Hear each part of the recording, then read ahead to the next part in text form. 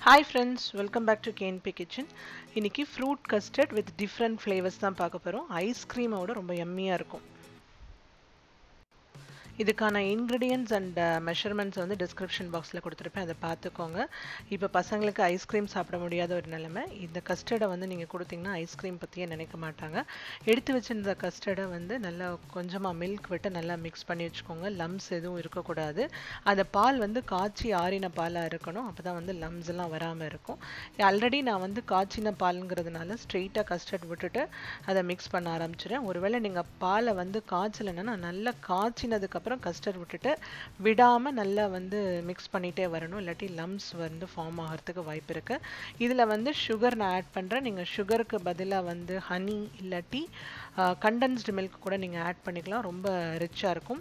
Condensed milk add பண்ணீங்கன்னா அப்படியே வந்து உங்களுக்கு ஒரு ஃப்ரூட் ஐஸ்கிரீம் சாப்பிட்ட எஃபெக்ட் இருக்கும். ஸோ நீங்கள் அதை கூட ஆட் பண்ணிக்கலாம். இந்த அளவுக்கு கன்சிஸ்டன்சி வந்தால் போதும். ஏன்னா ஆறினதுக்கப்புறம் இன்னும் கொஞ்சம் திக்காகும்.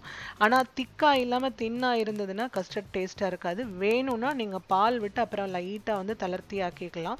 முதலையே வந்து ரொம்ப தண்ணியாக இருந்தால் கஸ்டர்ட் டேஸ்ட்டாக இருக்காது.